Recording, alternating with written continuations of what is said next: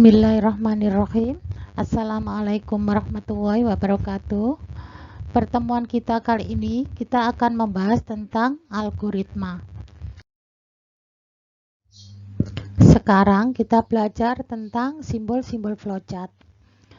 Sebetulnya simbol flowchart itu lebih dari 8 macam ini. Ya, tapi ini kita belajar simbol dasarnya. Ya, simbol dasar yang banyak digunakan di dalam flowchart untuk membuat algoritma pemrograman.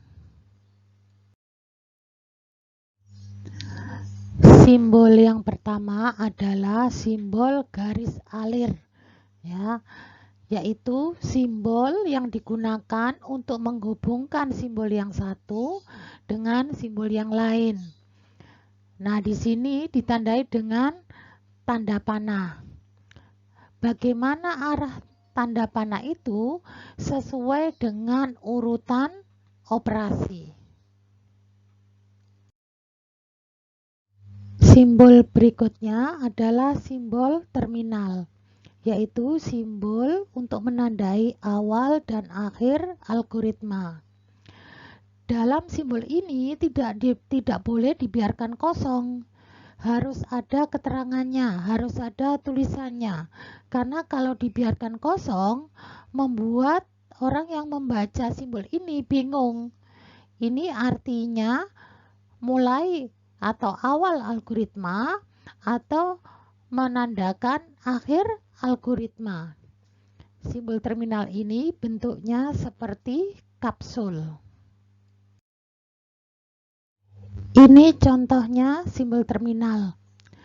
Jika menandai awal algoritma, di dalamnya ada keterangan mulai atau start. Boleh pakai bahasa Indonesia, boleh pakai bahasa Inggris. Yang harus diingat, pada simbol awal algoritma ini hanya diperbolehkan mempunyai satu panah keluar. Pada awal algoritma, simbol ini tidak boleh mempunyai panah masuk. Kemudian, untuk menandakan akhir algoritma, di dalamnya ada keterangan boleh stop, boleh finish, boleh selesai, ya, bisa dipilih bahasa yang diinginkan. Kemudian, pada simbol ini tidak boleh mempunyai panah keluar. Jadi simbol akhir algoritma ini hanya diperbolehkan mempunyai panah masuk. Tapi panah masuknya boleh lebih dari satu. Simbol selanjutnya adalah simbol persiapan atau preparation symbol, yaitu simbol yang digunakan untuk memberi harga awal atau nilai awal pada suatu variabel. Ada kalanya suatu variabel perlu mempunyai nilai awal atau harga awal. Nah, simbol inilah yang digunakan untuk memberi harga awal. Simbol input atau output adalah simbol untuk membaca data dari suatu perangkat masukan, biasanya berupa keyboard, atau untuk menampilkan data pada suatu perangkat keluaran, biasanya adalah layar monitor. Simbol input-output ditandai dengan bentuk jajaran genjang. Pada simbol ini tidak boleh kosong. Di dalamnya harus ada keterangan sebagai input atau sebagai output. Inilah contoh perintah input. Ada kata input, kemudian diikuti dengan X. Perhatikan, X ini tidak ada tanda petiknya. Berarti X ini bertindak sebagai variabel atau wadahnya data. Perintah input tidak boleh diikuti oleh nilainya langsung, Ini contohnya, input 20. Nah, kata 20 ini tidak boleh karena dia bukan variabel. Dia nilainya langsung. Input harus diikuti oleh variabel, ya, karena kita tidak pernah tahu nanti user itu menginputkan nilai berapapun, karena yang menjalankan algoritma adalah user, bukan kita yang membuat program. Karena kita tidak tahu berapa nilai yang akan dimasukkan oleh user, maka kita hanya menyediakan wadahnya saja untuk menampung data tersebut. Nah, wadah ini adalah variabel. Sedangkan perintah output boleh diikuti oleh variabel, boleh diikuti oleh string atau karakter, juga boleh diikuti oleh string sekaligus variabel. Dengan catatan, jika yang ditampilkan adalah string, maka harus diletakkan di antara tanda petik. Atau jika yang ditampilkan adalah gabungan string dan variabel, gabungan string dan variabel ini harus dipisahkan dengan tanda koma. Contoh perintah print x ini artinya yang ditampilkan adalah nilai atau isi dari variabel x. Sedangkan print unusidanya dimasukkan tanda petik, berarti yang ditampilkan adalah kata unusida. Sedangkan di sini print x sama dengan x, maka yang ditampilkan adalah kata x sama dengan, kemudian diikuti dengan nilai variabel x atau isinya variabel x. Berikutnya simbol pemrosesan atau processing symbol. Ini adalah simbol yang digunakan untuk pengolahan data. Nah, biasanya pada simbol ini atau di dalam simbol ini terdapat operasi matematika atau operasi aritmatika. Nah, yang harus diingat adalah pada simbol ini harus ada operator penugasan panakiri, wajib ya. Seandainya pada simbol ini tidak ada operator penugasan yaitu panakiri, maka salah. Kalau operator aritmatika ya, penjumlahan, pengurangan, perkalian boleh ada, boleh tidak. Tapi khusus untuk operator penugasan panakiri wajib ada. Dalam simbol pemrosesan tidak boleh berisi operator relasi. Sama dengan, tidak sama dengan, lebih kecil, lebih besar. Ya, itu tidak boleh. Juga tidak boleh ada operator logika, not and or. Kenapa tidak boleh?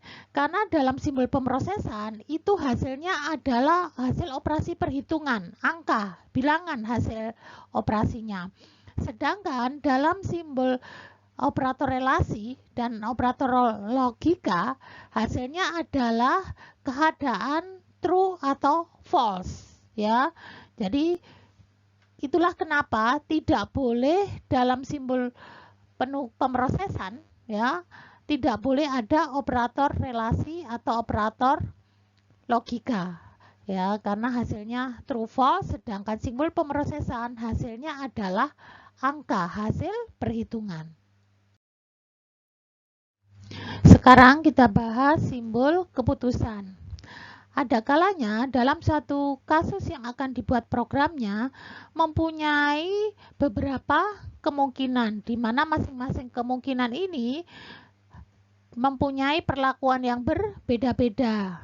Nah, untuk itu di dalam algoritma dibutuhkan yang namanya simbol keputusan atau decision symbol.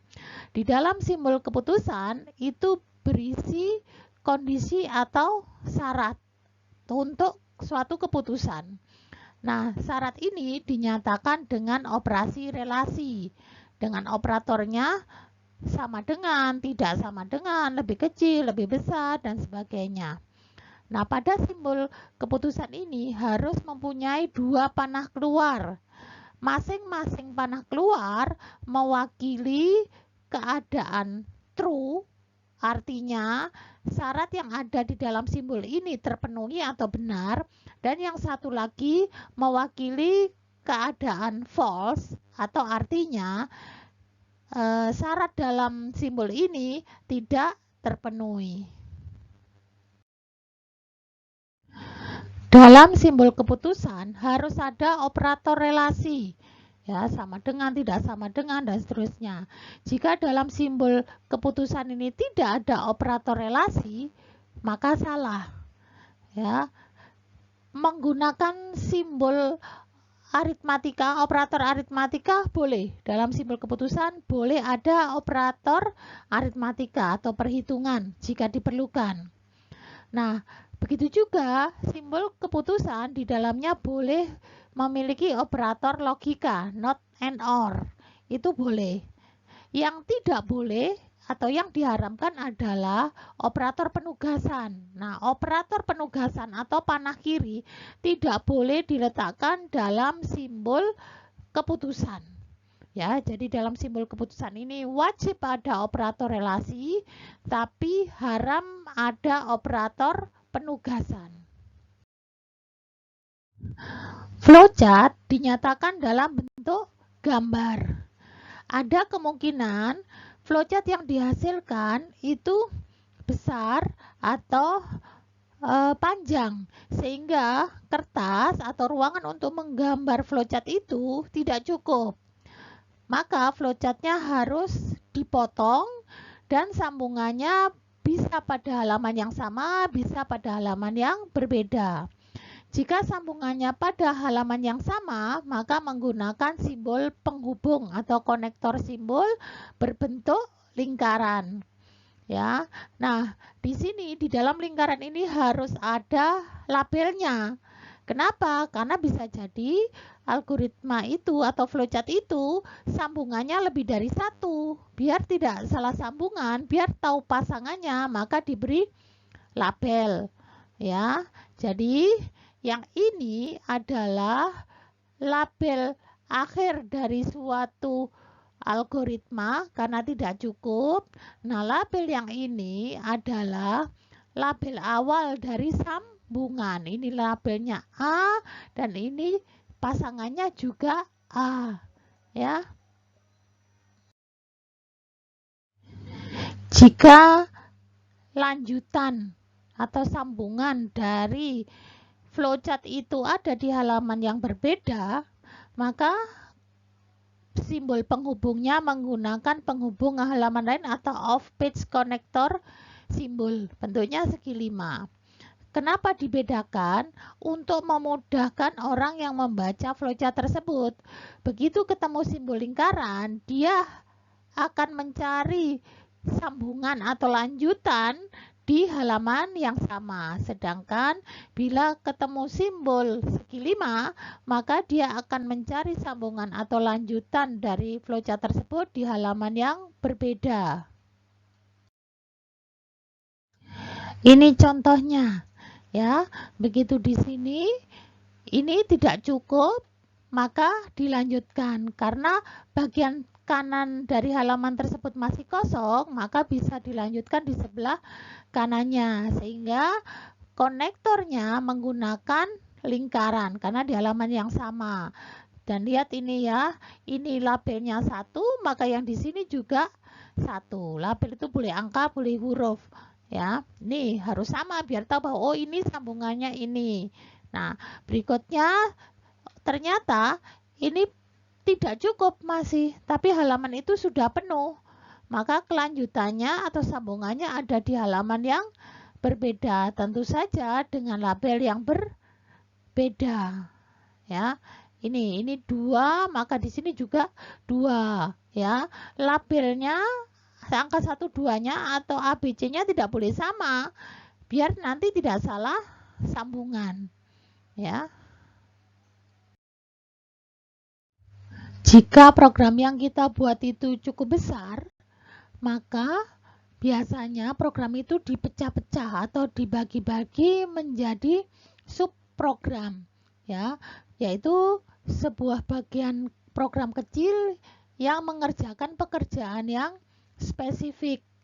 Nah, di dalam flowchart, subprogram ini dinyatakan dengan simbol predefined process, di mana di dalamnya berisi nama dari subprogram. Subprogram harus diberi nama untuk memisahkan subprogram yang satu dengan subprogram yang lain. Karena bisa jadi sebuah program dia dipecah menjadi beberapa subprogram. Materi berikutnya adalah bagaimana kita mengubah simbol flowchart, simbol-simbol flowchart menjadi kode pseudocode. Yang pertama adalah terminal, simbol terminal, ya, start atau stop. Nah, kalau di dalam flowchart itu dinyatakan dengan simbol terminal start, maka di dalam pseudocode kita tinggal menuliskan kata start saja. Itu terjemahannya dari flowchart ke pseudocode. Sedangkan jika di dalam flowchart ada simbol terminal stop, maka di dalam pseudocode kita tinggal mengetikkan kode stop di dalam pseudocode. Berikutnya, jika di dalam flowchart kita menemukan simbol preparation, maka menerjemahkan ke dalam kode pseudocode, kita tinggal tuliskan isi dari simbol preparation tersebut. Jadi contohnya di flowchart ini X sama dengan 0 atau isilah variabel X dengan nilai 0. Kemudian di dalam pseudocode kita tinggal menuliskan kalimat isilah X dengan nilai 0. Ya, sama, tinggal menuliskan isi dari simbol. Untuk simbol input-output di dalam flowchart, bentuk pseudocode-nya atau kode pseudocode-nya, kita tinggal menuliskan kalimat atau perintah yang ada di dalam simbol. Jadi simbolnya kita buang, tinggal perintah di dalam simbol itu yang kita tuliskan sebagai kode pseudocode. Selanjutnya simbol pemrosesan. Sama seperti simbol sebelumnya, pada simbol pemrosesan kita masukkan kalimat yang ada di dalam simbol pemrosesan ke dalam kode pseudocode. Tinggal dibuang simbolnya, perintah atau kalimat di dalam simbol pemrosesan tinggal dituliskan sebagai kode pseudocode.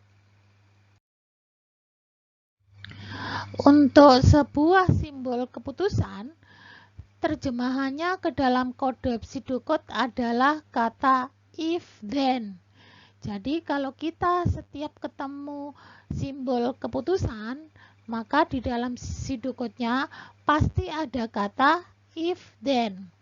Di antara kata if then ini dimasukkan atau dituliskan syarat, yaitu perintah yang ada dalam simbol keputusan. Ini contohnya, di dalam simbol keputusan ada kalimat relasi. Apakah X lebih besar 0, maka pada pseudocode antara if dan then juga ada kalimat relasi apakah X lebih besar sama dengan 0.